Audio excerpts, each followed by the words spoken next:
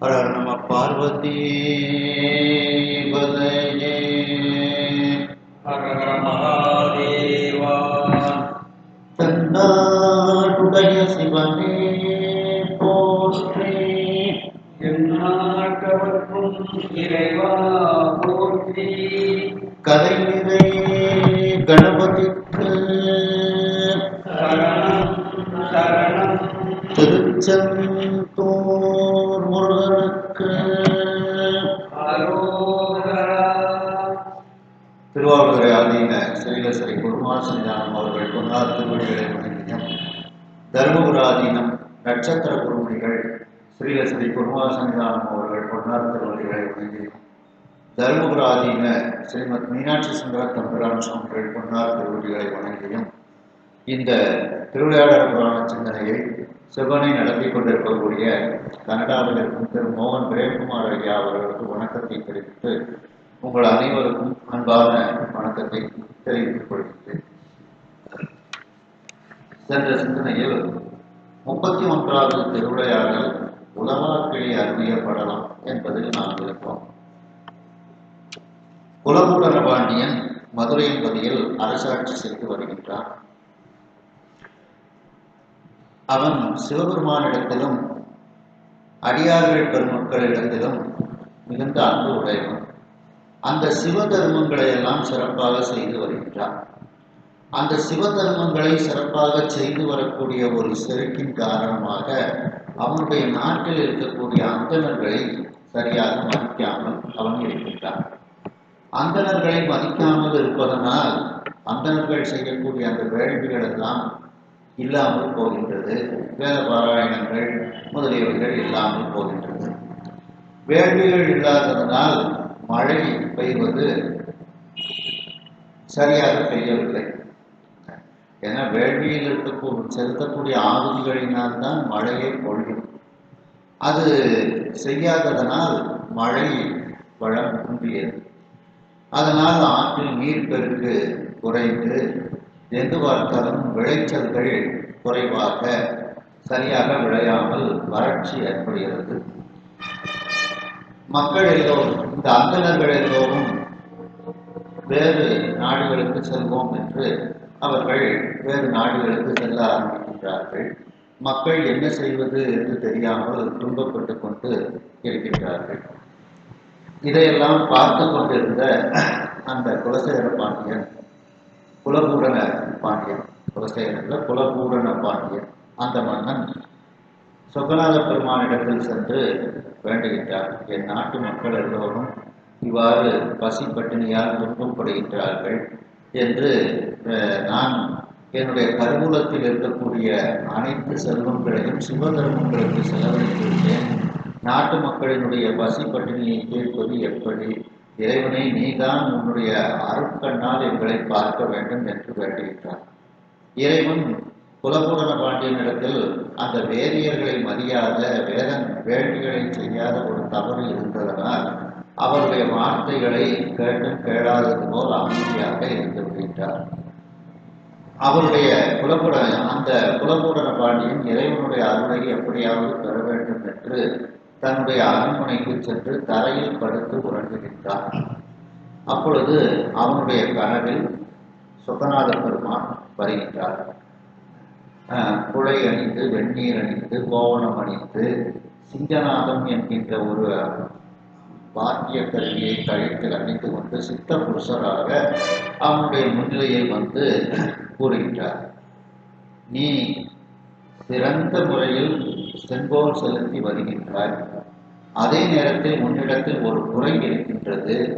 இந்த நாட்டில் வேள்வி செய்யக்கூடிய அந்த செல்வம் குறைந்து விட்டது என்று கூறுகின்றார். என்ற அளவில் சிந்தித்தோம். அதனுடைய தொடர்ச்சி. மறையே நமது பீடிகையாம், மறையே நமது பீடிகையாம், மறையே நமது பாதுகையாம், மறையே நமது பாதுகையாம், மறையே நமது வாகனமாம், மறையே நமது வாகனமாம், மறையே நமது நூபுரமாம், மறையே நமது கோவணமாம் மறையே நமது கோவணமாம் மறையே நமது விழியாகும் மறையே நமது விழியாகும் மறையே நமது மொழியாகும் மறையே நமது மொழியாகும் மறையே நமது வடிவாகும் மறையே நமது வடிவாகும். கனவில் குலபூரண பாண்டியனுடைய கனவில் சொக்கநாத பெருமான் கூறுகின்றார், வேதங்கள் தான் எனக்கு ஆசனம், பீடிகைன ஆசனம். வேதங்கள் தான், மறைகள் தான் எனக்கு பாதுகை, பாதரட்சை, என்னுடைய காலுக்கு பாதரட்சையாக செருப்பாக இருக்கின்றன. வேதங்கள் தான் என்னுடைய வாகனமாக ஊர்தியாக இருக்கின்றது. அந்த வேதங்களே என்னுடைய காலில் அணிந்திருக்கக்கூடிய சிலம்புகளாக இருக்கின்றது. நூபுரம்னா சிலம்பு. அந்த வேதங்கள் தான் எனக்கு ஆடையாக இருக்கின்றது. வேதங்கள் தான் என்னுடைய கண்களாக இருக்கின்றது. அந்த வேதங்கள் தான் என்னுடைய திருவாக்காகவும் இருக்கின்றது. நமது மொழியாகும், மொழினா திருவாக்கு. அந்த வேதங்கள் தான் என்னுடைய திருவுருவமாக இருக்கின்றது அப்படின்ட்டு சொக்கநாத பெருமான் வேதத்தினுடைய பெருமைகளை எல்லாம் அந்த குலபூரண பாண்டியனுடைய கனவில் எடுத்து கூறுகின்றார். வேதம் தானே நமது ஆணை, வேதம் தானே நமது ஆணை, சக்தி வடிவாய் விதி விலக்காய், சக்தி வடிவாய் விதி விலக்காய், ஓதம் கொழுத்தி நிலை நிறுத்தி, போதம் கொடுத்தி நிலை நிறுத்தி, போகம் கொடுத்து பல்லுயிர்க்கும், போகம் கொடுத்து பல்லுயிர்க்கும், வேதம் செய்யும் பிரியவிட்டு, வேதம் செய்யும் பிரியாவிற்கு, எம் பிரியா வீடு தருவது, எம் பிரியா வீடு தருவது, தேநாதம் செய்யும் தார்வேந்தே, தேநாதம் செய்யும் கார்வேந்தே, நமது செங்கோல் அதுவாகும். நமது செங்கோல் அதுவாகும். மேலும் சொக்கநாத பெருமான் குலபூரண பாண்டியனுடைய கனவில் கூறுகின்றார், அந்த வேதங்கள் தான் நமது ஆணை சக்தி வடிவாகும். நம்முடைய ஆணையாக அம்பிகையினுடைய வடிவாகவும் அது இருக்கின்றது. மேலும் இதுல சித்தியார்த்த சொல்லும்போது பார்த்தீங்கன்னா, சக்திடன் வடிவு ஏது எண்ணில் தடையில்லா ஞானமாகும் அப்படின்னு. அப்ப அந்த தடையில்லா ஞானத்தை கொடுப்பது எது? வேதம் தானே. அதனாலதான் அந்த அம்பிகையினுடைய வடிவமாகவும் என்னுடைய வடிவமாகவும் அந்த வேதங்கள் தான் இருக்கின்றது அப்படின்ட்டு. அந்த இறைவனுடைய ஆணையை செலுத்தக்கூடியவளாக அம்பிகை இருக்கின்றார். அதான் நமது ஆணை சக்தி வடிவாய், அந்த அம்பிகையினுடைய வடிவமாகவும் அந்த வேதங்கள் தான் இருக்கின்றது. விதிவிலக்காய், விதிவிலக்குன்னா அது அறநூல்னு அர்த்தம். அதாவது இப்படி இருக்க வேண்டும் அப்படின்னு ஒரு சட்டத்தை கொடுக்கும் போது இப்படி இருக்கக்கூடாதுன்னு ஒரு சட்டம் நமக்கு தெரியும். அதாவது கோயிலுக்குள்ள போகும்போது சட்டை அணியாமல் போகணுங்கிறது சட்டம். அப்போ அந்த மாதிரி ஒரு சட்டங்கள் இதை சொல்லும்போது அப்போ நாம் தெரிஞ்சுக்கிடுவோம், கோயிலுக்குள்ள போகும்போது நம்ம சட்டை அணியாமல் போகணும், வெளியில போகும்போது சட்டை அணிந்து கொள்ளலாம் அப்படின்ட்டு அந்த விதிவிலக்குகளை எல்லாம் எடுத்து சொல்வதனால் அது அறநூலாக அது இருக்கின்றது. இந்த விதிவிலக்கு அப்படின் போது இந்த இடத்துல அறநூல்கள் அப்படின்னு எடுத்துக்கணும். அறத்தை எடுத்து சொல்லக்கூடிய அந்த நூல்கள், அந்த நூலாகவே அந்த வேதம் இருக்கின்றது. போதம் கொழுத்தி, போதம்னா அறிவு, சிவஞான போதம், சிவஞான அறிவு. அந்த நம்முடைய அறிவை கொழுத்தின்னா வளர்த்துன்னு அர்த்தம். கொழுத்தின்னு அர்த்தம் வளர்த்து, நம்முடைய அறிவை வளர்த்து. நிலைநிறுத்தி அந்த அறிவில் நாம் நிலைப்பாடோடு இருக்குமாறு நம்மை செய்கின்றன. செய்யக்கூடியதும் அந்த வேதம் தான். நிலைநிறுத்தி போகம் கொடுத்து இப்படி நாம் அந்த வேத அறிவை பெற்றுக்கொண்டு அந்த அறிவில் நிலையாக நின்று கொண்டு இறைவனை வணங்கும் போது நமக்கு இன்பத்தை உலக போகங்களை அவன் கொடுக்கின்றான். போகம் கொடுத்து இது எல்லாமே அந்த வேதங்கள் தான் செய்கின்றது. பல்லுயிர்க்கும் பேதம் செய்யும் பிணி அவிழ்த்து. எல்லா உயிர்களுக்கும் பேதம்னா பிரிவினை விளைக்கக்கூடிய அந்த பிணினா இந்த இடத்துல அறியாமை நம்முடைய மும்மலங்கள்.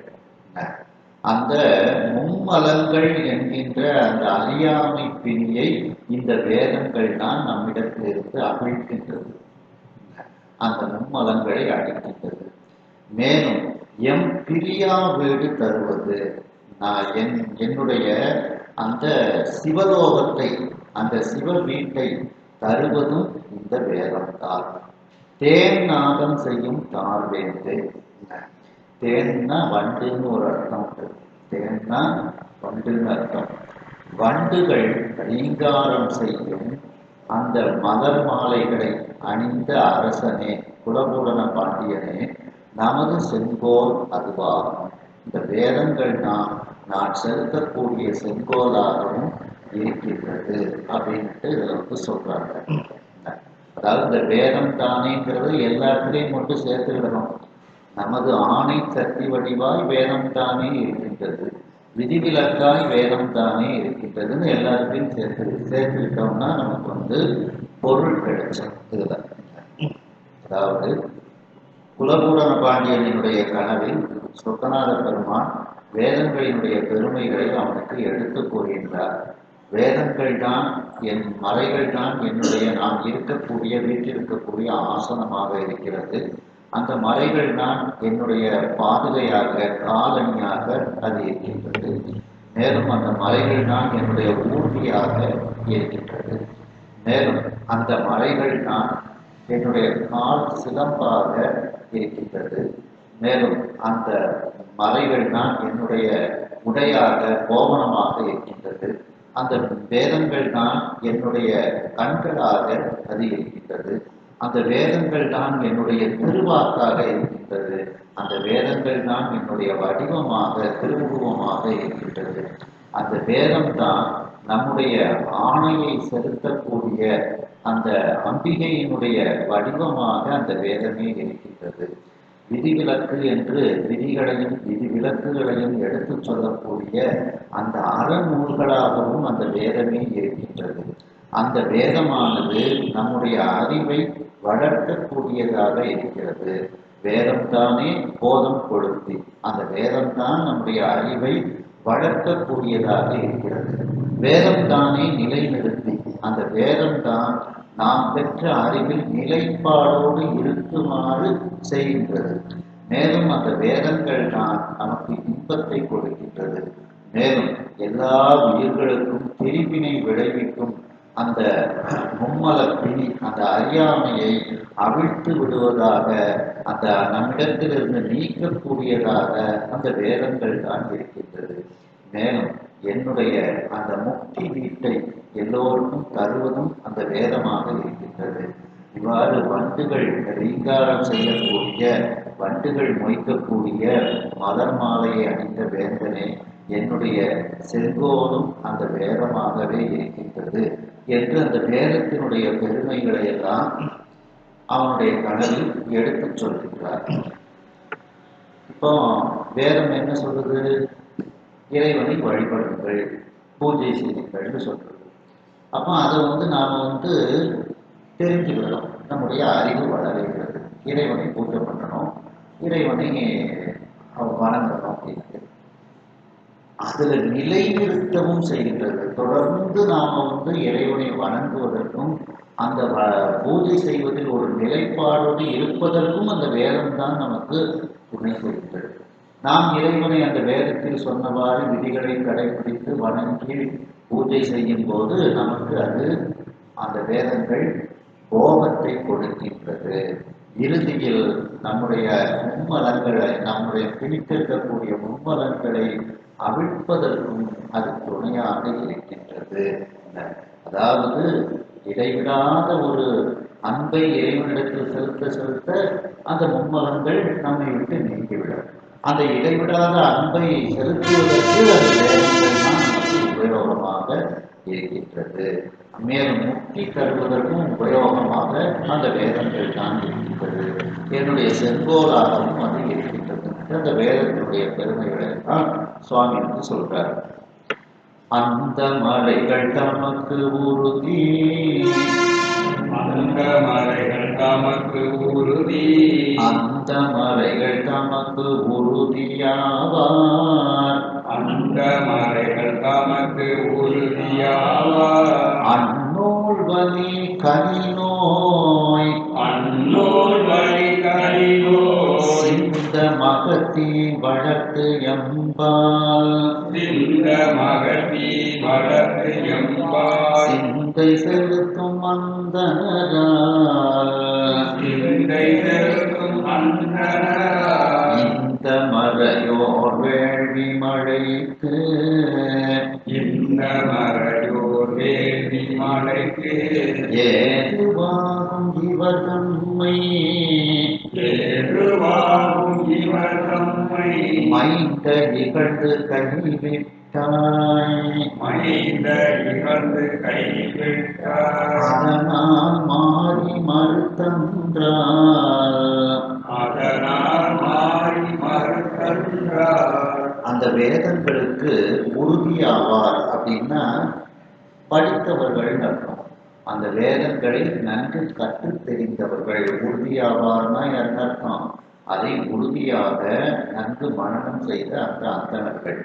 அந்த வேதங்களை படித்த அந்த அந்தணர்கள் அந்த நூல் வழி, அந்த வேத நூல்களில் என்ன சொல்லப்பட்டிருக்கின்றதோ அதன்படி கலி நோய் சிந்த, வறுமை நோயானது நீங்குவதற்கு, கலி நோய்னா இங்க வறுமை நோய் அப்படின்னு அர்த்தம். சிந்தனை நீங்க, நம்முடைய வறுமை நோய் நீங்குவதற்கு மகத்தீ வளர்த்து, மகம்னா வேள்வி, வேள்வி தீயை அவர்கள் வளர்க்கின்றார்கள். ஏன்னா அந்த வேள்வி தீயில கொடுக்கக்கூடிய ஆகுதி அப்படியே நமக்கு மழையை கொண்டு வரும். மழையை பெய்யும் போது நமக்கு தானியங்கள் நன்கு விளையும். தானியங்கள் விளையும் போது வறுமை நோய் போய்விடும். அப்படிங்கிறதுனால நாட்டில் இருக்கக்கூடிய வறுமை நோய் தீர வேண்டும் என்றால் வேள்வி செய்ய வேண்டும் அப்படிங்கிறத சொல்றார். நம்மளோட அந்த வேதியர்கள், அந்த அந்தணர்கள் அந்த வேத நூலில் சொல்லப்பட்ட அந்த அறிவுரையின்படி வறுமை நோய் நீங்குவதற்காக வேள்வித்தீயை அவர்கள் வளர்க்கின்றார்கள்.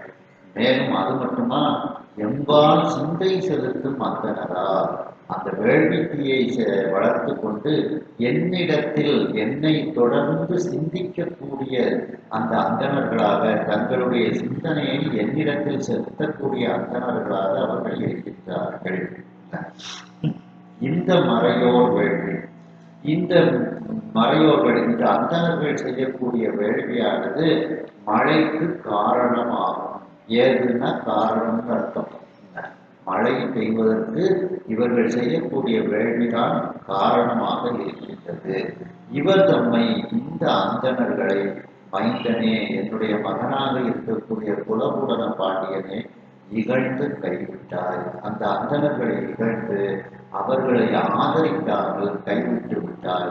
அதனால் மாறி மறுத்தன்றால், அதனால் இப்பொழுது மழை பெய்யவில்லை. மாறினா மழைன்னு அர்த்தம்.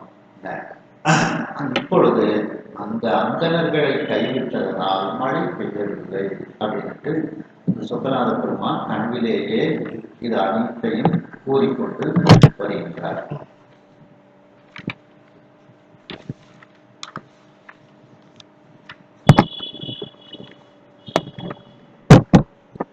மும்மை புவனங்களும் பொய்ய, உண்மை புவனங்களும் பொய்ய, முக்தி வேட்டும் இவர் தம்மை, முக்தி வேட்கும் இவர் தம்மை, நம்மை போல கண்டு ஒழுகி, நம்மை போல கண்டு ஒழுகி நாடும் நானா வளம் பெருகி நாடும் நானா வளம் பெருகி செம்மை தரும போச்சே செம்மை கரும போல் போற்றி திகிரி உருட்டி வாட்டி என்ன திகிரி உருட்டி வாழியன உம்மை பயன் போல் எழி வந்தார் உம்மை பயன் போல் எலி வந்தார் உலவாக்கிழி ஒன்று உதவுவார் உளவாக்கி ஒன்று உதவுவார் உம்மை புவனங்களும் உய்ய மூன்று உலகங்களும் உய்வை அடைவதற்கு முத்தி வேட்கும் இவர்கள் மூன்று விதமான தீ அந்த தீயை வளர்க்கக்கூடிய வேள்விகளை வளர்க்கக்கூடிய இந்த அந்தணர்களை இவர்களை நீ நம்மை போல கண்டு ஒழுகி நம்மில் ஒருவராக முதலில் அவர்களை கண்டுகொண்டு அவர்கள் சொன்ன வழிப்படி நீ ஒழுக வேண்டும் அப்படின்ட்டு நாடும் நானா வளம் பெருக்கி அவர்கள் சொன்னவாறு நீ கேட்டு ஒழுகும் போது தினந்தோறும் எல்லா விதமான வளங்களும் பெருக்கி அவர்களை கண்டு ஒழுகி எல்லா விதமான வளங்களையும் பெருக்கி கொண்டு செம்மை தரும போல் போச்சு செம்மை தரக்கூடிய அந்த தர்மம் அந்த தர்ம போல் செங்கோல் அந்த அற செங்கோலை நீ செலுத்தி கொண்டு திகிரி உருட்டி திகிரினா சக்கரம்னு அர்த்தம் இங்க ஆணை சக்கரம் உன்னுடைய ஆணை சக்கரத்தை உன்னுடைய நாடு முழுவதும் செலுத்தி கொண்டு வாழ்வாயாக என் வாழ்த்தி என உம்மை பயன் போல் வெளிவந்தார். அதாவது இந்த குலபூடன பாண்டியன் முற்பிறப்பில் செய்த ஒரு நல்வினை பயன், அந்த நல்வினை பயனின் காரணமாக சொக்கநாத பெருமான் இப்படிப்பட்ட ஒரு எழிவந்த கருணையாக அவருக்கு கனவில் எழிவந்து நிற்கின்றார். உண்மை பயன் போல்னா முற்பிறப்பில் செய்த வினை பயன் அப்படின்ட்டு அந்த வினை பயனின் காரணமாக எழிவந்தார் சொக்கநாத பெருமான். வெளிவந்த கருணையோடு அவருடைய கனவில் வந்து இவ்வாறு கூறுகின்றார். மேலும் உளவார் கிளி ஒன்று உதவுவார். உளவார் கிளி என்கின்ற ஒரு அள்ள குறையாத ஒரு கிளி, உளவார் கிளி, அதை அவருக்கு அந்த அரசனுக்கு கொடுக்கின்றார் சொக்கநாத பெருமான். உதவுதல்னா கொடுத்தல்னு அர்த்தம், உதவுவார்னா கொடுத்தார். அதாவது திருஞான சம்பந்த பெருமானுக்கு திருவாவூதுறை பெருமான் உதவாக்கிழி கொடுக்குறாங்க பார்த்தீங்களா, அத மாதிரி இந்த குலபூடன பாண்டியனுக்கு சொக்கநாத பெருமான் ஒரு உலவாக்கிழி வந்து கொடுக்கின்றார். அந்த சொக்கநாத பெருமான் மேலும் குலபூடன பாண்டியனுடைய கனவில் சொல்லிக் கொண்டு வருகின்றார் வேதத்தினுடைய பெருமைகளை. அந்த வேதங்களை எல்லாம் நன்கு கற்று தெரிந்து அந்த வேதத்தில் உறுதியாக நிற்கக்கூடிய அந்த வேதம் படித்தவர்கள் அவர்கள் அந்த வேத நூலினுடைய வழியில் அந்த வேத நூலை அடிப்படையாக கொண்டு வறுமை நோய் எங்கும் நீங்குவதற்காக வேள்வி தீயைகளை எல்லாம் வளர்த்து மேலும் அவர்கள் என்னிடத்தில் தங்களுடைய சிந்தையை செலுத்தக்கூடிய, என்னிடத்தில் அன்பு கொண்டு தங்களுடைய சிந்தையை செலுத்தக்கூடிய அந்தணர்களாக அவர்கள் இருக்கின்றார்கள். இந்த அந்தணர்கள் செய்யக்கூடிய வேள்வியானது நமக்கு மழை கிடைப்பதற்கு காரணமாக அமைகின்றது. இவர்களை மைந்தனே, என்னுடைய மைந்தனாக இருக்கக்கூடிய குலபூடன பாண்டியனே, நீ இகழ்ந்து அவர்களை கைவிட்டு விட்டாய். அதனால் உன்னுடைய பாண்டிய நாட்டில் மழை பெய்யாமல் இருக்கின்றது. 3 உலகங்களும் உய்வதற்காக 3 தீ, இதெல்லாம் கேவலாக்னி, கார்கபத்தியம், ஆகவனியம் 3 தீயாக சொல்லப்படும். அந்த 3 தீயை வேள்வி செய்து வேட்கக்கூடிய அந்த அந்தணர்களை நீ நம்மில் ஒருவராக, நம்மை போலனா நம்மில் ஒருவராக அவர்களையும் நீ கண்டுகொண்டு அவர்கள் சொன்ன வழிப்படி நீ ஒழுக வேண்டும். மேலும் தினந்தோறும் எல்லா விதமான வளத்தையும் பெருக்கிக் கொண்டு அவர்கள் சொன்ன வழியில் நீ ஒழுகினால் உனக்கு எல்லா வளங்களும் பெருகும். ஆகையினால் தினந்தோறும் நானான எல்லா விதமான வளத்தையும் பெருக்கிக் கொண்டு செம்மை மிகுந்த அந்த அற செங்கோலை உன்னுடைய நாட்டில் செலுத்தி கொண்டு உன்னுடைய ஆணை சக்கரத்தை உன்னுடைய நாடு முழுவதும் உருட்டி செலுத்தி கொண்டு நீ வாழ்வாயாக என்று கனவில் கூறுகின்றார். மேலும் அந்த குலபூரண பாண்டியன் முற்பிறப்பில் செய்த வினைப்பயனின் காரணமாக சொக்கநாத பெருமான் இப்படிப்பட்ட ஒரு எளிவந்த கருணையாக அவருடைய கனவில் வெளிவந்து அவருக்கு கூறுகின்றார். மேலும் அந்த சொக்கநாத பெருமான் அந்த பாண்டிய மன்னனுக்கு அள்ள குறையாத ஒரு உலவாக்கிடி ஒன்றை கொடுக்கின்றார். இந்த கிளியில் எத்துணை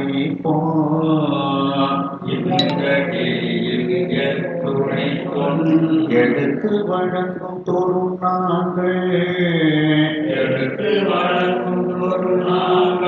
தந்த அளவில் குறையாத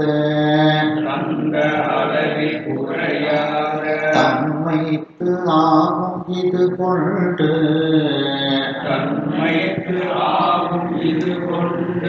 வந்த இளம்பாடு அகற்று என்று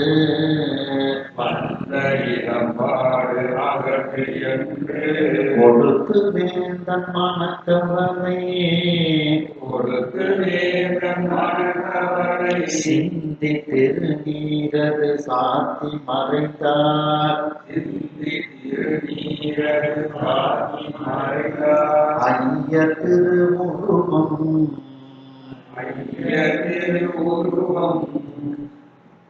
மேலும் சொக்கநாத பெருமான் அவருடைய கனவில் கூறுகின்றார். இந்த கிளியில் இந்த உலவாக்கிளியில்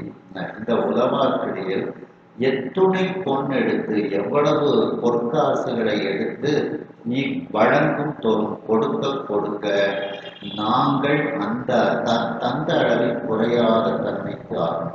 இதை எவ்வளவு காசு நான் வச்சிருக்கிறோம் அந்த காசு குறையவே குறையாது. இப்போ அந்த பொற்கிளியில ஒரு 50 பொற்காசுகள் இருக்குன்னா இவர் எடுக்காது, அந்த 50 காசு இருக்கும், எடுக்க வந்துக்கிட்டே இருக்கும், எடுக்க வந்துகிட்டு இருக்கும். ஆனால் அந்த 50 காசு அதில் இருந்துகிட்டே இருக்கும். அப்படி அதான் நாங்கள் தந்த அளவில் இதில் ஒரு 50 பொற்காசுகள் நான் வைத்திருக்கின்றேன் என்றால் நீ எடுக்க அந்த 50 காசு குறையாமல் இருக்கும் அப்படின்னு அர்த்தம். நாங்கள் தந்த அளவில் குறையாத தன்மைக்கு ஆகும். இதிலிருந்து நீ எடுக்க அது குறைவில்லாமல் உனக்கு வரக்கூடியதாக இருக்கும். இது கொண்டு இந்த உலவாக்கிளியை கொண்டு வந்த இளம்பாடு அகற்று என்று கொடுத்து. இளம்பாடுனா வறுமைன்னு அர்த்தம். இளம்பாடுனா வறுமைன்னு அர்த்தம். அப்படி உன் நாட்டிற்கு வந்த அந்த வறுமையை அகற்றுவாயாக என்று அந்த உலவாக்கிளியை கனவிலேயே சொக்கநாத பெருமான் கொடுக்கின்றார். மேலும் அந்த வேந்தனுடைய மனக்கவலை சிந்தி இவ்வாறு அந்த உலவாக்கிளியை கொடுத்து அந்த குலபூரண பாண்டியனினுடைய மனக்கவலையை நீக்கி, சிந்தினா போக்கி நீக்கி. மேலும் அந்த குலபூரண பாண்டியனினுடைய நெற்றியில் திருநீறு அணிவித்து இறைவன் மறைந்து விடுகின்றார். ஐயர் திருவுருவம் மறைந்தார். ஐயர்னா சொக்கநாத பெருமான். அந்த சொக்கநாத பெருமான் கனவில் வந்த திருவுருவத்தை இப்பொழுது மறைத்து கொண்டு சென்று விடுகின்றார்.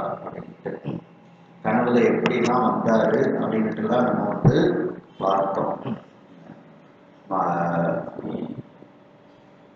வள்ளல் பெருமானுக்கு நேர்ல தான் நீ காட்சி கொடுக்க மாட்டேங்க, கனவுலையாவது எனக்கு காட்சி கொடு அப்படின்னு சொல்லி கேட்பார். கனவிலேனும் காட்டென்றால் காட்டுகிறாய் வள்ளல் பெருமான் அவரிடத்துல சொல்லுவாங்க.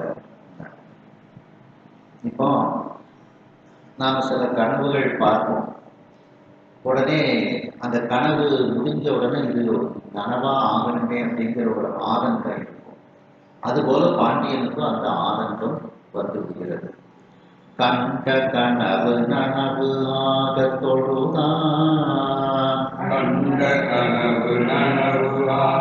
தொழுதான், எழுந்து கௌரியது போல்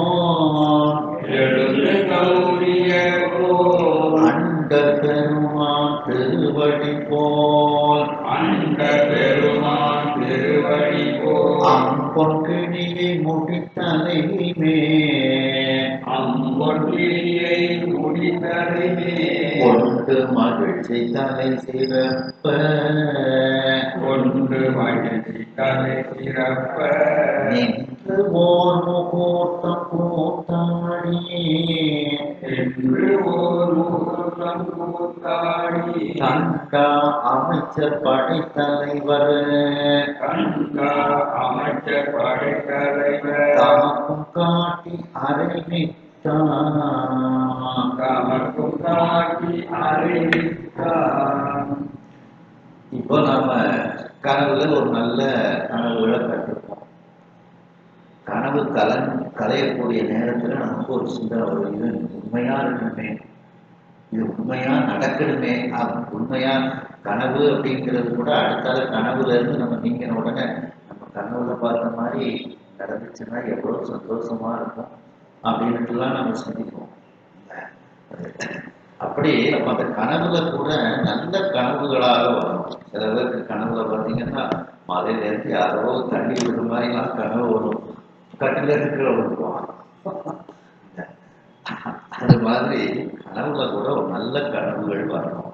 அதே மாதிரி இந்த குலபுரண பாண்டியனுக்கும் நாம கண்ட கனவு பதிக்கணும், கனவாக இருக்க வேண்டும். முடிச்சு பார்க்கனா எல்லாம் அதே மாதிரி அந்த பொற்கிழி எல்லாம் இருக்கு, அவனுடைய நெற்றியில சுவாமி அனுப்பிட்டு திரும்பி எல்லாம் இருக்கு. அவனை கைது பிடிக்க முடியல. குலபுரண பாண்டியன் மகிழ்ச்சி கடல்ல அப்படியே மிதக்கிறான். கண்ட கனவு நனவு ஆக. குலபுரண பாண்டியன் தான் கண்ட கனவு நனவாக பலிக்க வேண்டும் என்று தொழுதான். கனவுலேயே தொழுகின்றான். அவன் தொழுதான். அதன் பிறகு எழுந்து பார்க்கின்றான். கௌரியர் போன் எழுந்து கௌரியர் போன் பார்க்கின்றான். பக்கத்துல அந்த உழவார் கிளி இருக்கின்றது. அந்த உழவார் கிளியை அவன் எப்படி பார்த்தான் என்றால் சொகால பெருமானினுடைய திருவடியை பார்த்தது போல் பார்த்தான். அந்த உழவார் கிளியை அண்டர் பெருமான் திருவடி போல், தேவர்களுக்கெல்லாம் பெருமானாகிய சொக்கநாத பெருமானினுடைய திருவடியை கண்டது போல் அந்த உழவார் கிளியை பார்த்தார்.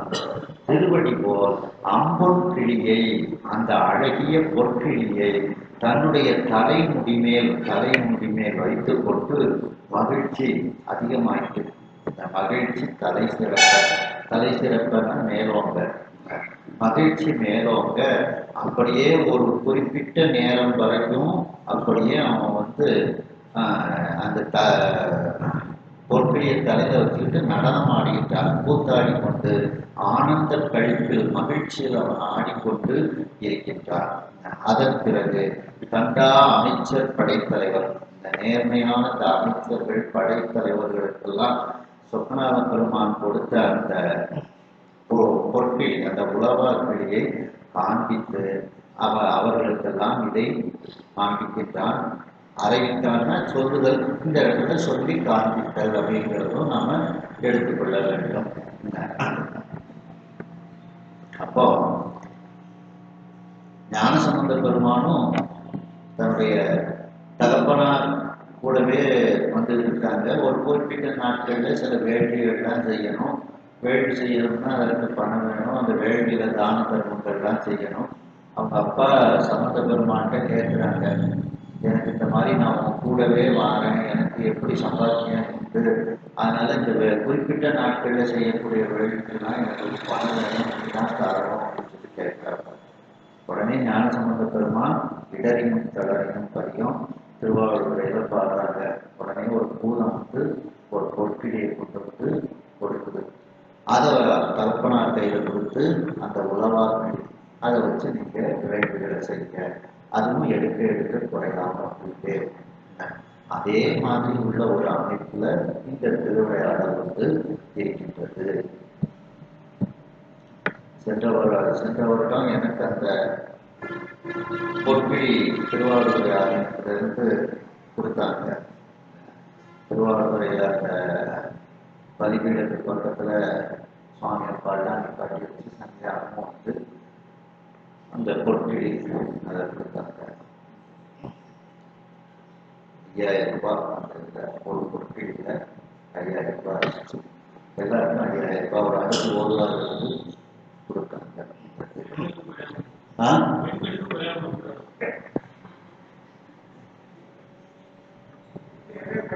இல்லை அது நான் பேங்க்ல எப்படி போட்டதுனால எனக்கு இப்போ எடுக்க குறையாம இருக்காங்க. அந்த ரூபாய் பேங்க்ல எஃப்டியில போட்டுட்டேன், வட்டி எப்படி அதான் குறையில்லாத ஒரு இது. வேலை இறைவன் தான் நமக்கு குறைவில்லாத நிறைவு, குறைவில்லா நிறைவேற்கிறது இறைவன் தான்.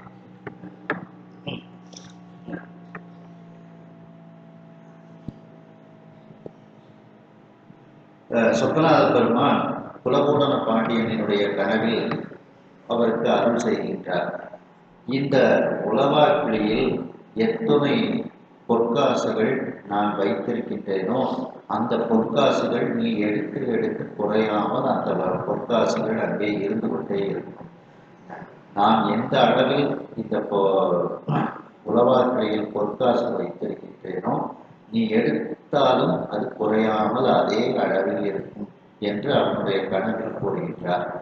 இந்த உலவாக்கிளியை கொண்டு உன்னுடைய நாட்டிற்கு வந்த இளம்பாடு என்கின்ற அந்த வறுமையை அகற்றுவாயாக என்று அந்த உலவாக்கிளியை குலபூடன பாண்டியனுக்கு கொடுத்துவிட்டு அந்த வேந்தன் அந்த அரசனுடைய மனக்கவலையை போக்குகின்றார் சொக்கநாத பெருமான். மேலும் அவனுடைய நெற்றியில் திருநீற்றை சார்த்தி அந்த ஐயராக வந்த அந்த சொக்கநாத பெருமான், ஐயனாக இருக்கக்கூடிய சொக்கநாத பெருமான் தன்னுடைய திருவுருவத்தை மறைத்து விடுகின்றார். இப்பொழுது பாண்டிய மன்னன் கண்ட கனவு அது பலிக்க வேண்டும், அது உண்மையாக இருக்க வேண்டும் என்று கனவிலேயே சொக்கநாத பெருமானை தொழுகின்றான். கண்ட கனவு நனவு ஆக கனவிலேயே தொழும். நம்ம பார்த்த கனவு நமக்கு நிஜமா நடந்திருக்கணுமே அப்படின்னு நம்ம தொழுதானா. அந்த கனவிலிருந்து எழுந்து அந்த கௌரியர் பாண்டிய மன்னன் பார்க்கின்றான். அந்த உலவாக்கிளி பக்கத்தில் இருக்கின்றது. அவனுடைய நெற்றியில் சொக்கநாத பெருமான் அணிவித்த திருநீர் இருக்கின்றது. அந்த தேவர்களுக்கெல்லாம் பெருமானாகிய சொக்கநாத பெருமானுடைய திருவடியை பார்த்தது போல் அந்த அழகிய பொற்கிழியை தன்னுடைய தலைமுடி மேல் வைத்து கொண்டு மகிழ்ச்சி மேலோங்க நின்று அவன் ஒரு குறிப்பிட்ட கால எல்லை அடைவு ஒரு முகூர்த்த காலம் வரைக்கும் அந்த மகிழ்ச்சியில் கூத்தாடி கொண்டு இருக்கின்றான். இறைவனுடைய திருவடியை தன்னுடைய தலைமையில் வைத்தது போன்ற ஒரு எண்ணத்தோடு அந்த உலவாக்கிளியை தலையில் வைத்துக் கொண்டு கூத்தாடுகின்றான், நடனமாடுகின்றான், மகிழ்ச்சியில் திளைக்கின்றான். அதன் பிறகு தன்னுடைய அமைச்சர்கள், படைத்தலைவர்கள் அந்த அவர்கள் எல்லாம் அழைத்து அவர்களுக்கும் இந்த பொற்கிழியை காட்டி இவ்வாறு சொக்கநாத பெருமான் எனக்கு தந்தார் என்று கூறுகின்றான் அந்த பாண்டிய மன்னன். செங்கண் அறிவான் பிட சுமந்த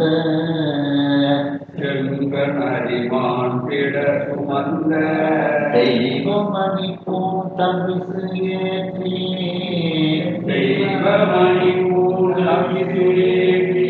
சங்கம் முழங்க மறை முழங்க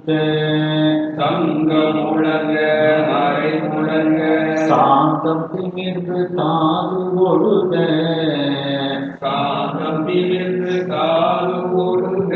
தொங்கல் அணிந்து தசாங்க விரையே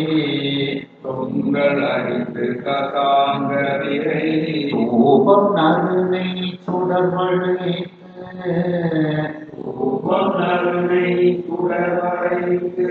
கங்கை நிலைத்த கடவுளென கருதி பூசை வினை முடித்தான்.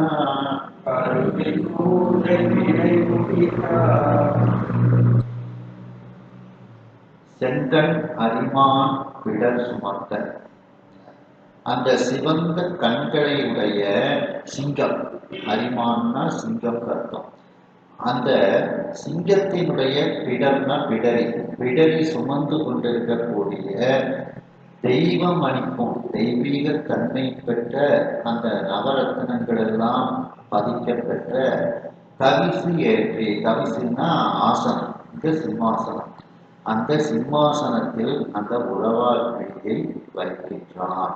ஏன்னா சொக்கநாத பெருமான் கொடுத்தது அல்லவா, அதனால அந்த உலவாக்கிழியை சிம்மாசனத்தில் வைக்கின்றான். அவ்வளவு மதிப்பு கொடுக்கின்றான் அந்த உலவாக்கிழிக்கு.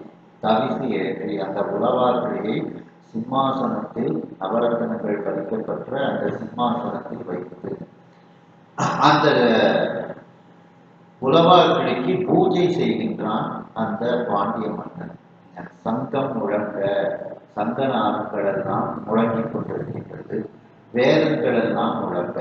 ஏன்னா இது வேதியர்களினுடைய பெருமையை கனவுல பூரா சொல்லியிருக்கிறார்கள். அதனால வேதியர்கள் எல்லாம் கூப்பிட்டுட்டார் பாண்டிய மன்னன். அந்த வேதங்கள் எல்லாம் நீங்க சொல்லுங்க, உங்களுக்காண்டிதான் இந்த உலவாக்கிழியே சுவாமி கொடுத்திருக்கிறாரு அப்படின்னு சொன்னதுனால இப்போ வேதங்கள் எல்லாம் அங்கே போதப்படுகின்றது. சாந்தம் திணிர்ந்து, சாந்தம்னா சந்தனம், திணிர்ந்துன்னா அப்புதல், அதாவது பூசுதல். அந்த சந்தனங்களை எல்லாம் அந்த உலவாக்கிழிக்கு அப்படியே பொட்டாக வைத்து சந்தனத்தை பூசுகின்றார். தாது ஒழுக தொங்கல் அணிந்து, மகரந்தங்கள் சொரியக்கூடிய, தாதுனா மகரந்தம், ஒழுகுதல்னா சொரிதல், மகரந்தங்கள் சொரியக்கூடிய பூமாலையை அந்த உலவாக்கிழிக்கு அணிவிக்கின்றார். அப்போ பூக்களை எப்படி பறிக்கணும் அப்படிங்கிறது இதுல இருந்து தெரிஞ்சுக்கணும். அதுல உள்ள வண்டுகள் எல்லாம் போய் காலையில நம்ம தாமதமா போய் பறிச்சோம்னா வண்டுகள் எல்லாம் அந்த மகரந்தத்துக்குள்ள போய் உட்கார்ந்து தேனை குடிச்சு மகரந்தங்களை எல்லாம் கலைச்சு அந்த. ஆனா இங்க என்ன சொல்றாரு, அப்ப அந்த வண்டுகள் எல்லாம் தேனை குடிப்பதற்கு முன்பே அந்த பூவை நீங்கள் பறித்து சாப்பிட வேண்டும் அப்படிங்கிறது சட்டம். அப்படி அந்த வண்டுகள் எல்லாம் தேனை குடிப்பதற்கு முன்பு அந்த பூக்களை போய் பறித்ததனால அதுல மகரந்தங்கள் அப்படியே இருக்கின்றது. அந்த வண்டு போய் அதை மகரந்தத்தை ஒண்ணுமே பண்ணல, ஏன்னா வண்டே அங்க போகல. அதனால அந்த மகரந்தங்கள் எல்லாம் கீழே சொல்லியிருக்கிறது. இதிலிருந்து பூக்களை எப்போ பறிக்கணும் அப்படிங்கிறது சொல்லப்படுகிறது. அந்த வண்டுகள் தேனை குடிப்பதற்கு முன்னமேயே போய் நாம் பறித்து விட வேண்டும் அப்படிங்கிறது. அதான் தாது ஒழுக, மகரந்தம் சொரியக்கூடிய தொங்கல் அணிந்து, தொங்கல்னா மாலை, அந்த பூக்களால் கொடுக்கப்பட்ட அந்த மாலையை அந்த உலவாக்கிழிக்கு அணிவிக்கின்றார். தசாங்க விரை தூபம் காட்டி, அதாவது 10 விதமான ஒரு வாசனை திரவியங்கள் அதையெல்லாம் ஒன்னா சேர்த்து அதை அந்த ஒரு தூபமாக தயாரித்து இறைவனுக்கு தூபம் காட்டுவாங்க. நம்ம இப்போ கடையில் கூட தசாங்கம்னுட்டு இந்த சின்ன சின்ன உருண்டையா வாங்கி நம்மளும் வீட்டில் வைக்கிறோம். அதான் தச அங்க விரை, இந்த தசாங்க விரை, தசம்னா 10, அங்கம்னா அந்த தூபத்துக்கு உரிய ஒரு பொருட்கள், அந்த 10 பொருட்களையும் சேர்த்து விரை தூபம், அதனால் வரக்கூடிய அந்த வாசனை தூபம், அதையெல்லாம் அந்த உலவாக்கிழிக்கு காண்பிக்கின்றார். மேலும் நறுநெய் சுடர் வளைத்து, நறுன்னா வாசனை, வாசனை மிகுந்த நெய்யால் தீபம் ஏற்று, அந்த நெய் தீபத்தை வளைத்துனா இறைவனுக்கு அப்படி காண்பிக்க, இறைவனை சுற்றி காண்பிப்போம்னா தீபாராதனை, அதான் வளைத்து போடுறாங்க. அதாவது நெய் தீபத்தால் இறைவனுக்கு தீபாராதனை காட்டி, கங்கை நிறைந்த கடவுள் என, நிறைந்தன சூடிய அர்த்தம், கங்கையை சூடிய கடவுள் யாரு? சொக்கநாத பெருமான். அந்த சொக்கநாத பெருமானை போல அந்த உலவாக்கிழியை பாவித்து கருதி பூசை வினை முடித்தார். அந்த உலவாக்கிழிக்கு பூஜையை இவ்வாறு சிறப்பாக செய்து முடித்தான் அந்த பாண்டிய மன்னன், குலபூர்ண பாண்டியன். சொக்கநாத பெருமானுக்கு அந்த உலவாக்கிழி சொக்கநாத பெருமானே தான் அப்படின்ட்டு அந்த சொக்கநாத பெருமானுக்கு என்னெல்லாம் பூஜை செய்வானோ அது அனைத்தையும் இந்த குலபூரண பாண்டியனுக்கு அந்த உலவாக்கிழிக்கு செய்கின்றான். அடுத்து வணங்கி வலம் செய்திட்டு அடுத்து வணங்கி வளம் செய்திட்டு அம்பொற்றியை பொறி நீக்கி அம்பொற்றியை பொறி நீக்கி எடுத்து முத்தி வினையற்கும் எடுத்து முத்தி வினையற்கும் யாகங்களுக்கும் யாவர்க்கும் யாகங்களுக்கும் யாவர்க்கும் மடுத்து நாளும் வரையாது மடுத்து நாடும் வரையாது வழங்க வழங்க அடியார்க்கும் வணங்க வணங்க அடியார்க்கும் கொடுக்க குறையா வீட்டின்பம் கொடுக்க குறையா வீட்டின்பம் ஆயிற்று ஐய கொடுத்த கிளி ஆயிற்று ஐய கொடுத்த கிளி உடனே கீழே விழுந்து வணங்கிட்டான். அடுத்து வணங்கி இந்த பூஜை முடிச்ச உடனே கீழே விழுந்து அந்த உலவாக்கிளியை வணங்கிட்டான். வலம் செய்துட்டு அந்த உலவாக்கிளியை சுற்றி வலமாக வந்து வணங்கிட்டான். அந்த அம்பொற்கிளியை பொதி நீக்கி அந்த அழகிய பொன் அந்த உலவாக்கிளியை திறந்து பொதி நீக்கின திறந்து அப்படின்னு அர்த்தம். எடுத்து அதிலிருந்து அந்த பொற்காசுகளை எடுத்து அந்த முத்தி வினைஞருக்கும் 3 தீயை செய்யக்கூடிய அந்த வேள்வி செய்யக்கூடிய அந்த அந்தணர்களுக்கும் யாகங்களுக்கும் இந்த யாகம் செய்யுங்க அப்படின்னு அந்த யாகங்களுக்கும் யாவருக்கும் மடுத்து எல்லோருக்கும் சொக்கநாத பெருமானுடைய திருவருள் அல்லவா அந்த காசு, அதனால அந்த திருவருள் எல்லாத்தையும் கொஞ்சம் இருக்கட்டும் அப்படின்ட்டு எல்லோருக்கும் அந்த காசை எடுத்து கொடுக்குறான்.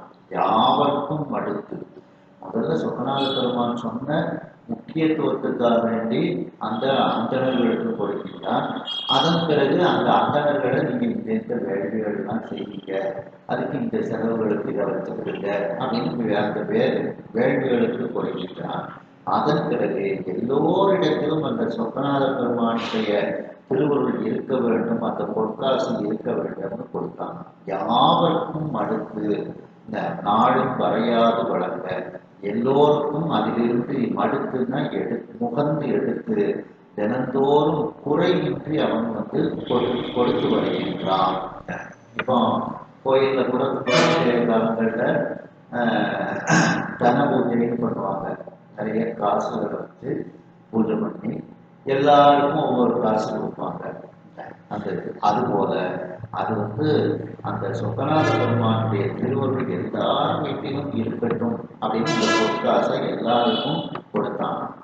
இப்படி தினந்தோறும் வழங்க தினந்தோறும் கொடுக்க மேலும் அடியாருக்கும் அடியார்களுக்கும் சிவனடியார்களுக்கும் இந்த பொற்காசை அவன்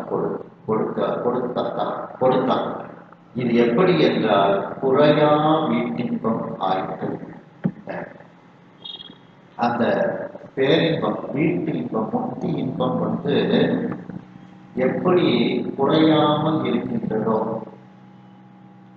அதுபோல இந்த உலவாக்கிடியிலிருந்து வரக்கூடிய காசு இன்பமாக இருந்தது. ஐயர் கொடுத்த கிளி, அந்த சொக்கநாத பெருமான் கொடுத்த அந்த உலவாக்கிடி. இப்போ முக்தி இன்பம் வந்து மற்ற இன்பங்கள் எல்லாமே வந்து மற்றும் குறைந்து விடும். முக்தி இன்பம் மற்றும் பற்றாது முற்றாது. திருக்கோவையார் சொல்றாங்க பார்த்தீங்களா, ஆனந்த வெள்ளத்து அழுந்தும் போராறு கொண்டு ஆனந்த வெள்ளத்திடை திளைத்தாகும் அம்பலம் சேர் ஆனந்த வெள்ளத்து அரை கடலோர் அருள் பெற்றவரின் ஆனந்த வெள்ளம் பற்றாது முற்றாது அணிநகரமே. அந்த சொக்கநாத பெருமான் கொடுக்கக்கூடிய ஆனந்த வெள்ளமானது வற்றி போகாது, முதிர்வடையுமா அதுவும் வேற, முற்றாது. என்றென்றைக்கும் அந்த இன்பம் நிலைத்து இருந்து கொண்டே இருக்கும் அப்படின்ட்டு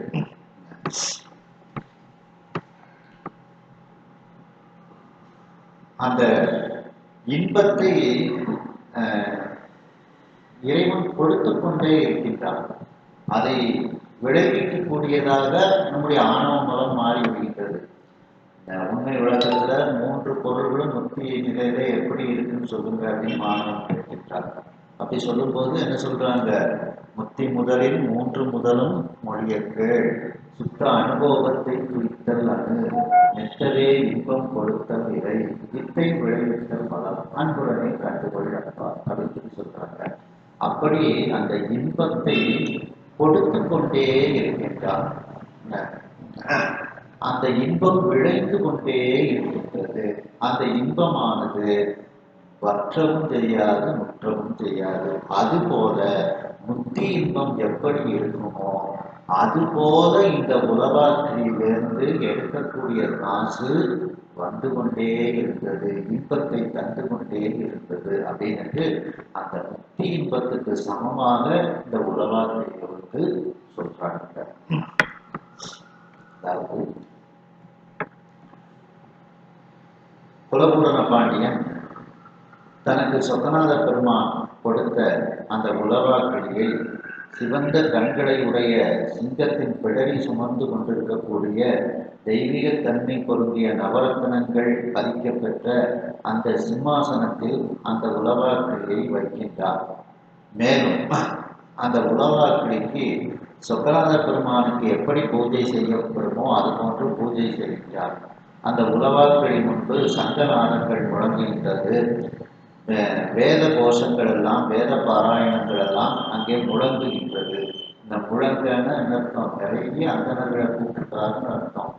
இந்த ஒரு அந்தணர் வச்சில்ல, ஏன்னா வேதம் முழங்குது. முழங்குதல்னா நிறைய அந்தனர், அந்த ஒரு வார்த்தையிலேருந்து கண்டுபிடிச்சுக்கணும்.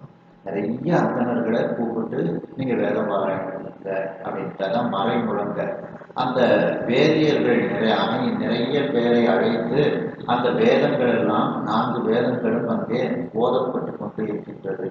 மேலும் அந்த உலவாக்கிளிக்கு சந்தனத்தால் திலகம் அணிவித்து அந்த சந்தனத்தை பூசி மகரம்சங்கள் சொல்லக்கூடிய அந்த மலர் மாலையை அந்த உலவாக்கிளிக்கு அணிவிக்கின்றான் பாண்டிய மன்னன்.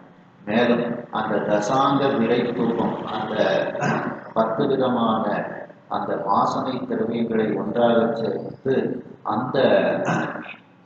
அதனால் செய்யக்கூடிய அந்த தூபத்தை அந்த உலவாக்கிளிக்கு காண்பிக்கின்றார். மேலும் வாசனை மிகுந்த நெய்யில் தீபம் ஏற்றி அந்த நெய் தீபத்தை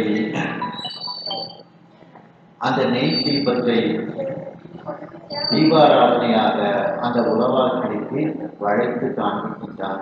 இவ்வாறு கங்கையை தலையில் சூடிய கடவுளை போல அந்த உலவாக்கிளியை கருதி அந்த பூஜை முறைகளை முடிக்கின்றான் அந்த குலபூரண பாண்டியன். மேலும் அந்த உலவாக்கிளியை கீழே விழுந்து வணங்கி அந்த உலவாக்கிளியை இருக்கக்கூடிய சிம்மாசனத்தை வலமாக வந்து அந்த அழகிய பொற்கிளியை திறந்து பார்க்கின்றான். அதிலிருந்து பொற்காசுகளை எடுத்து அங்கு இருக்கக்கூடிய அந்த 3 விதமான வேள்விகள், தீயை வளர்த்து வேள்வி செய்யக்கூடிய அந்த அந்தணர்களுக்கெல்லாம் அதை கொடுக்கின்றான். மேலும் இப்படிப்பட்ட யாகங்கள் எல்லாம், அங்கு மழை பொழியக்கூடிய அந்த யாகங்களை எல்லாம் நீங்கள் செய்வீர்களாக என்று அந்த யாகங்கள் செய்வதற்கும் அவன் வந்து குலபூரண பாண்டியன் அந்த பொற்காசுகளை அந்தணர்களிடத்தில் கொடுக்கின்றான்.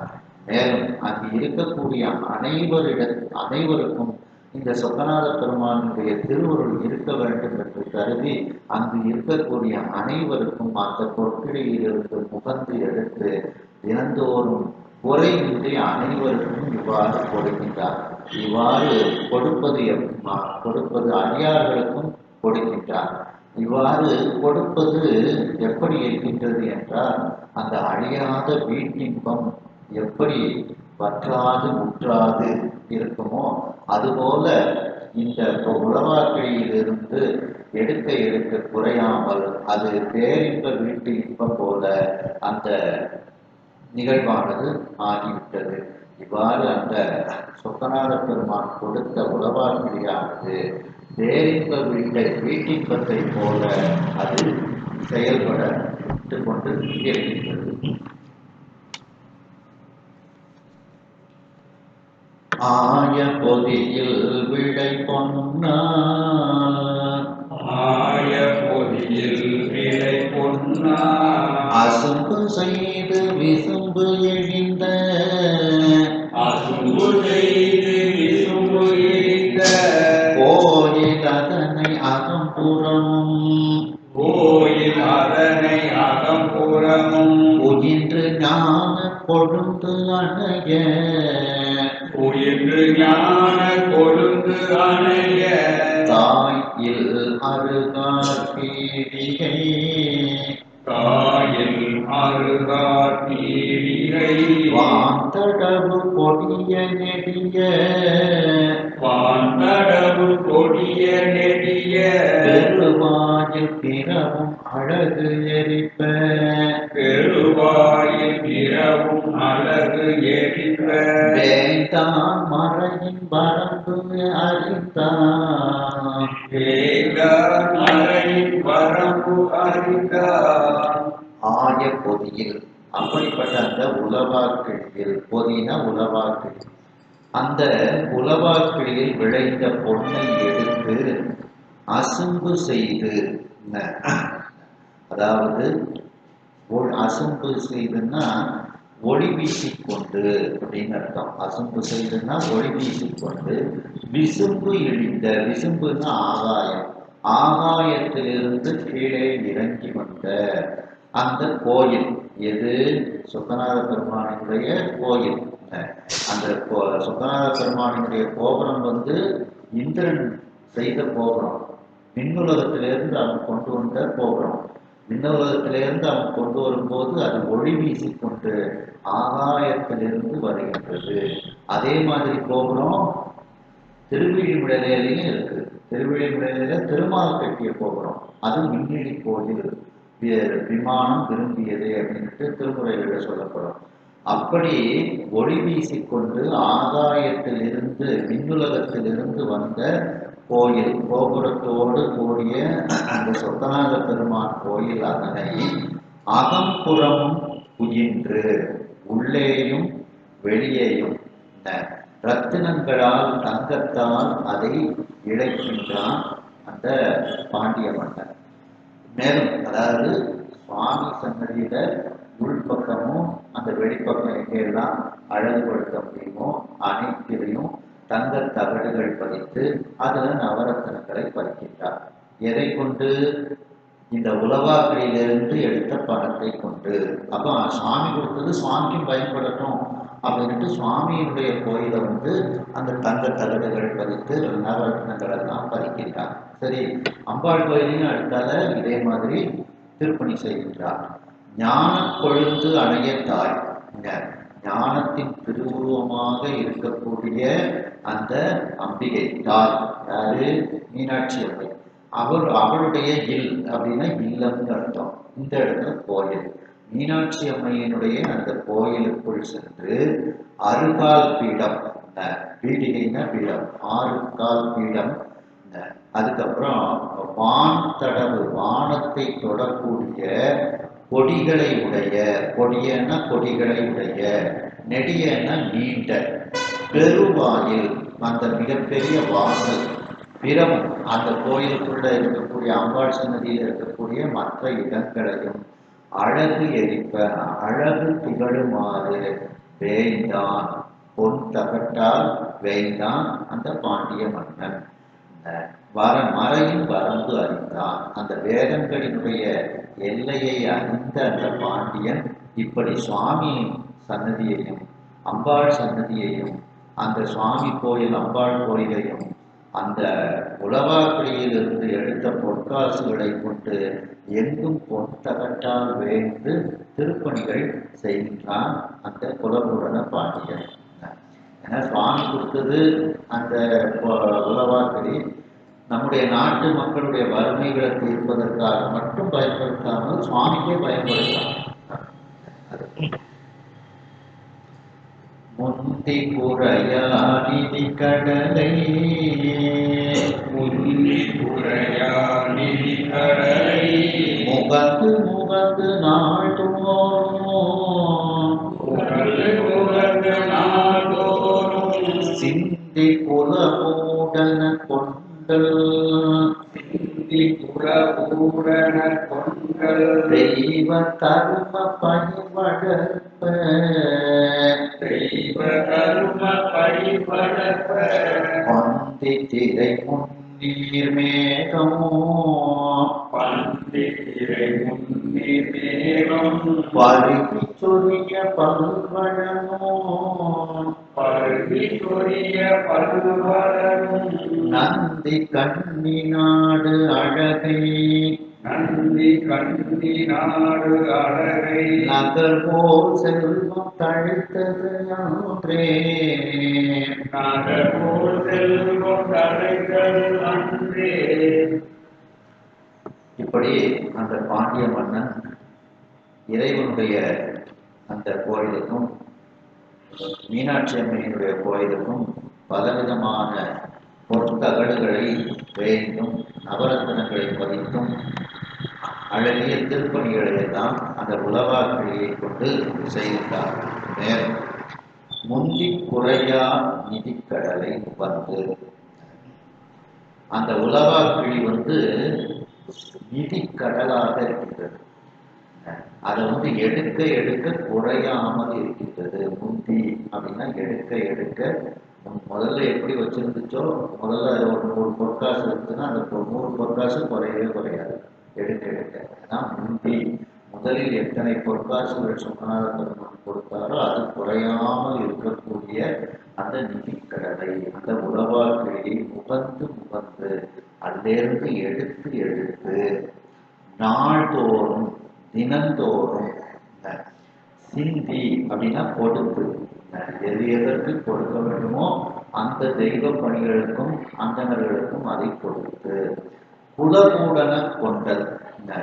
குலபூடன பாண்டியன் என்கின்ற அந்த பாண்டிய மன்னன் இப்பொழுது மேகத்தை போல அவன் இருக்கின்றான். கொண்டல்னா மேகம் அர்த்தம். தெய்வ தர்ம பயிர் வளர்ப்ப, தெய்வீக தன்மை பொருந்திய அந்த தர்மம் என்கின்ற பயிரை இப்பொழுது வளர்க்கின்றான். ஏன்னா அந்த குலபூடன பாண்டியனை மேகமாக சொன்னதுனால அது கார்மேகம். கார்மேகத்திலிருந்து மழை பொழிந்தால்தான் பயிர் வளரும். அதனால இப்பொழுது அந்த கார்மேகம் போன்று குலபூடன பாண்டியன் அந்த செல்வங்களை தினந்தோறும் கொடுக்க கொடுக்க அதனால் தெய்வீக தன்மை பொருந்திய அந்த தர்மம் என்கின்ற பயிரானது இப்பொழுது வளர்கின்றது. தர்ம பயிர் வளர்ப்பார். பந்தி திரை முன்னீர் மேகம் பருகி. இப்படி நாட்டில் அந்த வேத பாராயணம் யாகங்கள் வேள்விகள் எல்லாம் நடக்க நடக்க மழை திரும்பவும் பாண்டிய நாட்டிற்கு பெய்ய ஆரம்பிக்கின்றது. அது எப்படி பெய்கின்றது? பந்தி திரை, பந்தினா வரிசைன்னு அர்த்தம், திரைனா அலை. அந்த வரிசையாக வரக்கூடிய அலைகளுடைய கடல். முன்னீர்னா கடல்னு அர்த்தம், முன்னீர்னா கடல்னு அர்த்தம். அதாவது ஆற்று நீர், ஊற்று நீர், மழை நீர் மூன்றும் சேர்ந்ததுதான் கடல். அதனால அதுக்கு பேர் முன்னீர்னு பேர். ஆற்றுல பெய்யக்கூடிய அந்த மழையெல்லாம் கடல்ல கடைசியில் போய் சேர்ந்துடும். இந்த கடலுக்குள்ள ஊற்றுகள், அதில் உள்ள ஊற்று மேகத்தில் மழையில வானத்திலிருந்து பெய்யக்கூடிய மழை நீர், அந்த மூன்றும் சேர்றதுனாலதான் அதுக்கு பேர் முன்னீர்னு பேர். ஆற்று நீர், ஊற்று நீர், மழை நீர் மூன்றும் சேர்ந்து அந்த கடல்.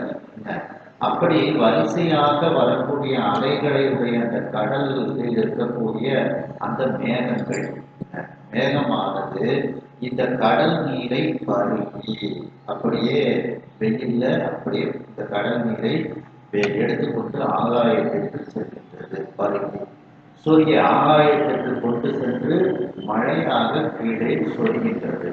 அப்படி மழையாக சொரிவதனால் பல்வளம் நந்தி, நந்தினா பெருகின்னு அர்த்தம். பலவிதமான வளங்களும் அங்கே பெருகுகிறது. மழை பெஞ்சாச்சுன்னா நல்ல தானியங்கள் எல்லாம் விளையும், தானியங்கள் விளைஞ்சாச்சுன்னா நல்ல நாடு செழிப்பாயிரும். அப்படி பலவிதமான வளங்களும் அங்கே பெருகுகிறது. இப்படி பலவிதமான வளங்களும் பெருகியதனால் அந்த பாண்டிய நாடு இப்பொழுது குபேரபுரியை போல, குபேர பட்டணத்தை போல செல்வம் நிறைந்து இருக்கின்றது. கன்னி நாடுன்னா பாண்டிய நாடுன்னு அர்த்தம். அழகை நகர்னா அழகாபுரின்னா குபேரனுடைய நகரம். குபேரனுடைய நகரத்துக்கு பேர் அழகாபுரின்னு பேர். அந்த அழகை நகர் போல் குபேரனுடைய நகரத்தை போல செல்வம் தழைத்தது அன்றே. பாண்டிய நாட்டில் செல்வம் தழைத்தோங்கி பாண்டிய நாடு குபேரபுரியோ குபேர பட்டணமோ என்று சொல்லக்கூடிய அளவிற்கு அந்த நாடானது செழிப்படைந்து இப்பொழுது இருக்கின்றது. அந்த குபேரன் தான் சுவாமிக்கு உற்ற தோழர். சுந்தரமூர்த்தி சுவாமிகள் ஒரு தோழர், இந்த குபேரன் ஒரு தோழர். அது 9ஆம் திருமுறையில் சொல்லும்போது பார்த்தீங்கன்னா தனதன் அற்றோழா சங்கரா சூலபாண்டியே அப்படின்னு சொல்லுவாங்க. அப்படி அந்த தனதன் நற்றோழா, தனதன்னா குபேரன், குபேரனுக்கு நல்ல தோழனே அப்படின்ட்டு. அப்படி அந்த குபேரனுடைய நகரமாகிய அழகாபுரி பட்டணத்தை போல பாண்டிய நாடு இப்பொழுது செழிப்பாக இருந்தது அப்படின்னு சொல்லி இதுல கூறுகிறார்கள். அந்த குலபூரண பாண்டியன் அந்த உலகாக்கிழியிலிருந்து விளையக்கூடிய அள்ள அள்ள குறையாமல் தரக்கூடிய அந்த பொன்னை எடுத்துக்கொண்டு அவன் அந்தணர்களுக்கும் கொடுத்தான், வறியவர்களுக்கும் கொடுத்தான், தன்னுடைய நாட்டை செழிப்பாக்கினான். அதோடு இறைவன் தந்த அந்த பொற்காசுகளை கொண்டு இறைவனுக்கும் இறைவிக்கும் திருப்பணிகள் செய்தான். எப்படி? அந்த ஒளி வீசிக்கொண்டு ஆகாயத்திலிருந்து இந்திரனால் கொண்டு வந்து கட்டப்பட்ட அந்த கோயிலாகிய மதுரை, அந்த மதுரை கோயிலினுடைய சொக்கநாத பெருமானினுடைய மூலஸ்தானத்திற்கு உள்ளேயும் புறத்திலேயும் அழகிய பொற்தகடுகளை பதித்து ரத்தினங்களால் இழைத்து அவன் திருப்பணிகள் செய்கின்றான். மேலும் ஞான கொழுந்தாக இருக்கக்கூடிய தாயாக இருக்கக்கூடிய அந்த அம்பேத்கன்னியாகிய மீனாட்சி அம்மையினுடைய இல்லமாக இருக்கக்கூடிய அந்த கோவிலினுடைய மூலஸ்தானத்தில் அம்பிகைக்குரிய அந்த அருகால் பீடம், அந்த வானை தொடக்கூடிய அளவிற்கு கொடிகள் உடைய அந்த நீண்ட மிகப்பெரிய வாயில்கள் மற்றும் அங்கு இருக்கக்கூடிய மற்ற மண்டபங்கள் அனைத்தையும் அழகு திகழுமாறு பொன் தகட்டால் வேகின்றான் அந்த குலபூரண பாண்டியன்.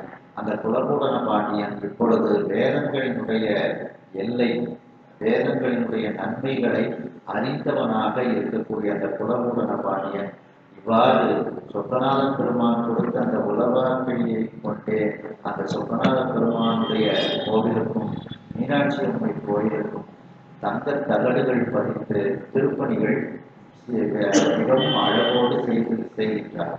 இவ்வாறு முதலில் சொக்கநாத பெருமான் எத்தனை பொற்காசுகள் வைத்திருந்தாரோ அத்தனை பொற்காசுகளும் குறையாமல் அள்ள அள்ள தந்து கொண்டிருக்கக்கூடிய அந்த நிதி கடலாக இருக்கக்கூடிய அந்த உலகாக்கிழியிலிருந்து முகந்து எடுத்து தினந்தோறும் அதை கொடுக்க வேண்டியவர்களுக்கு நியாயமான முறையில் கொடுத்து அந்த குலபூரண பாண்டியன் என்கின்ற அந்த கார்மேகம் போன்று இருக்கக்கூடிய அந்த அரசன் தெய்வீக தன்மை பொருந்திய அந்த தர்மமாகிய அறப்பயிரை இவ்வாறு வளர்த்து கொண்டு வருகின்றான்.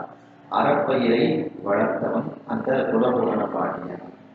பரிசையாக வரக்கூடிய அந்த அலைகளையுடைய கடலானது, முன்னீர் என்கின்ற அந்த கடலானது, கடலில் இருக்கக்கூடிய மேகங்களானது கடல் நீரை சூரிய வெப்பத்தால் பருகி கொண்டு மேலே ஆகாயத்திற்கு கொண்டு சென்று அங்கே கார் மேகமாக மாறி பாண்டிய நாட்டில் இப்பொழுது மழையாக சொல்கின்றது. அதனால் பாண்டிய நாடு மழை வளம் பெற்று பல வளங்களும் பாண்டிய நாட்டில் பெருகிக் கொண்டு இருக்கின்றது.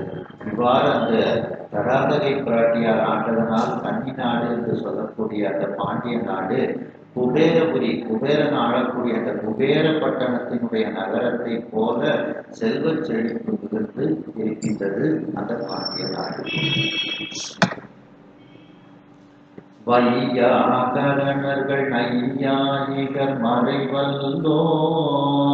வையாகரணர்கள் நையாயிகர் மறைவல்லோர், மறைமுடி சொல் ஆய்வோர், மறைமுடி சொல் ஆய்வோர், மெய்யா மிருதிகள் பெய்யா விரதிகள், மெய்யா மிருதிகள் விதிகள் செய்யா விரதிகள் வேள்வி தடல்களை வாழ்விப்போர் வேள்வி தடல்களை வாழ்விப்போர் பையாடு அரவு அணி ஐயானன் உரையே பையாடு மரபு அணி ஐயான குறை பகர்வோர் உலகியல் அகழ்வோர்கள் பகர்வோர் உலகியல் அகழ்வோர்கள் எய்யாது உரைதலின் நையாது அழகையது எய்யாது உரைகளின் நையாது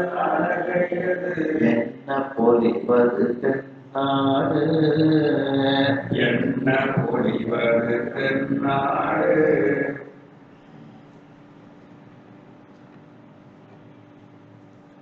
வையாகரணர் அப்படின்னா வியாக்கரண புலவர்கள்.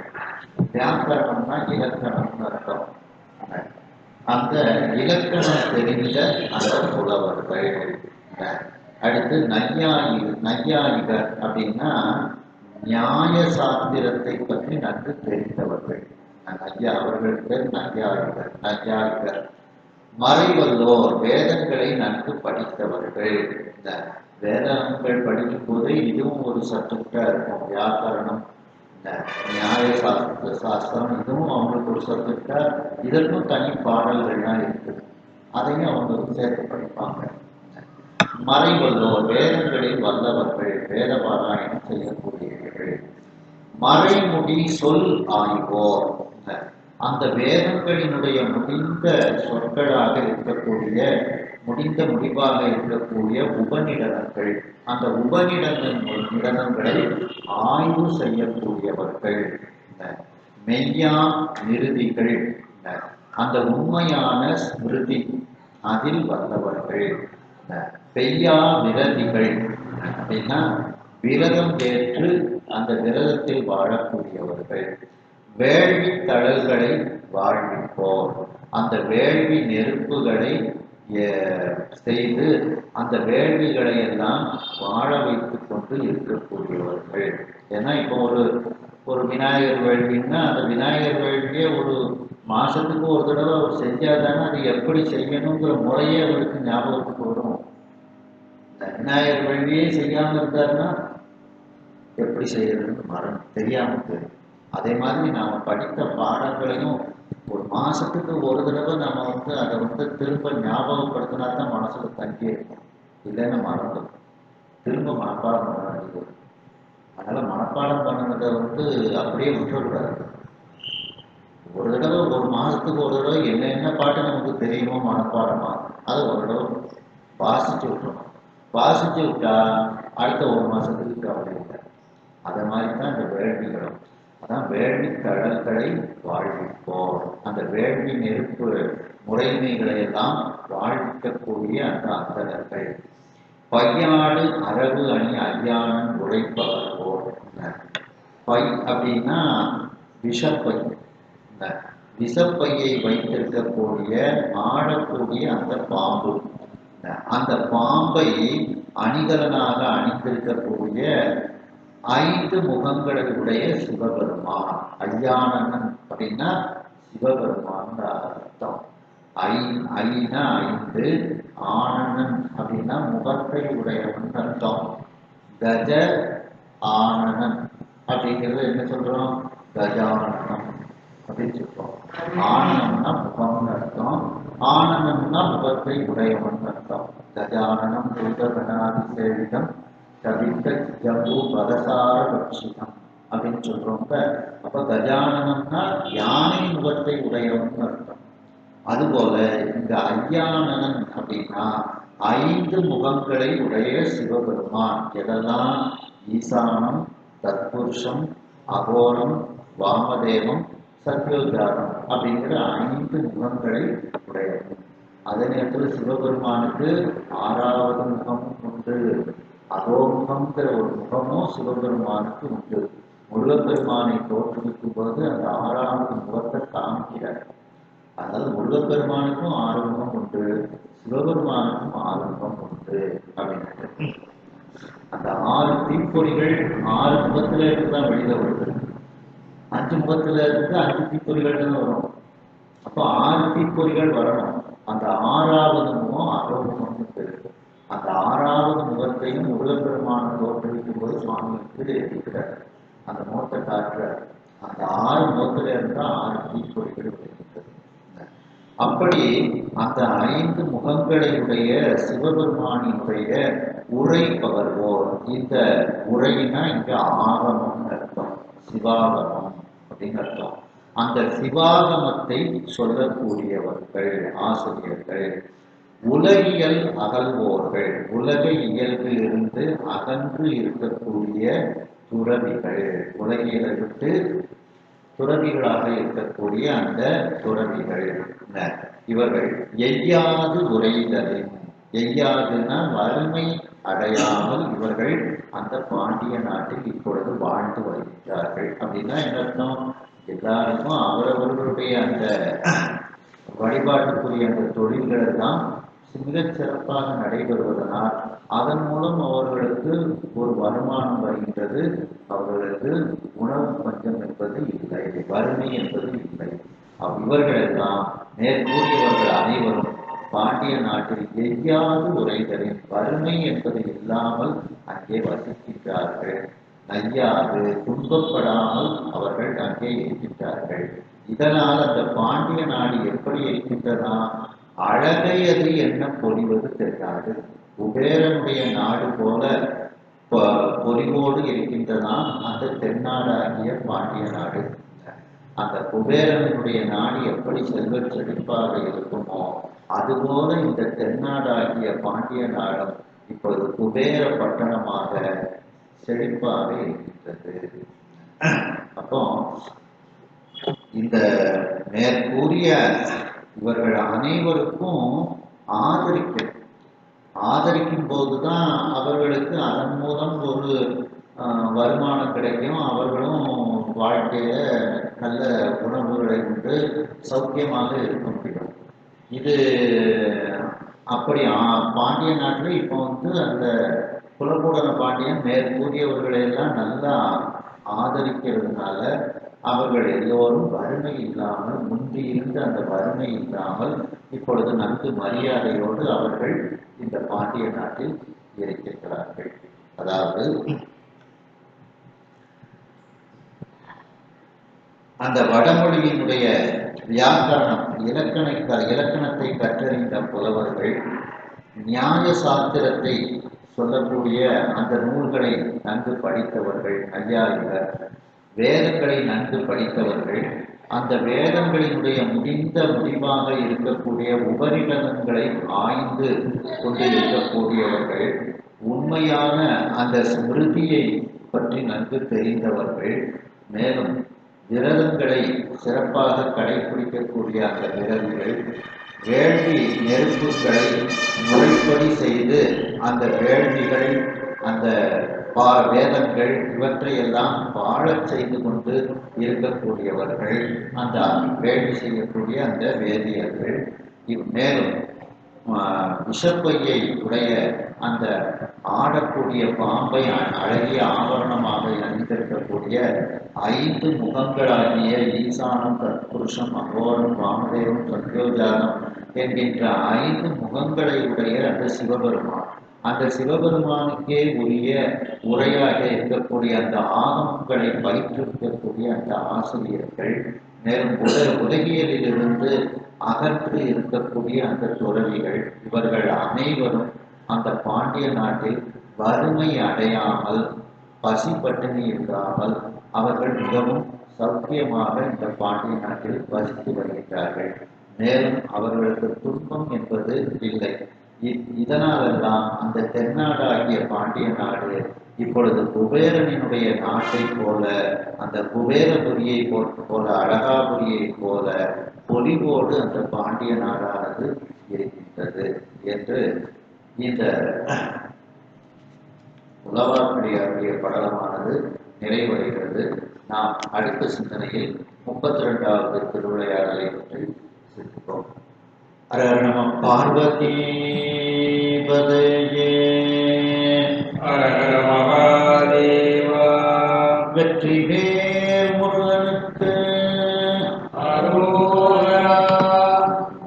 சகிதாய பரமரை சிவஞான போதனை காணும் வெண்ணை பயிர்வாய்மை கண்ட சந்தரி போனை ஞான பாடுவாயி பொய்யாரும் பொழில் திருமாவடு துறைவன் குரு நமச்சிவாய தேவன் சரியாகி மரமுடையோன் திருமரபு நீடோடி கழையமா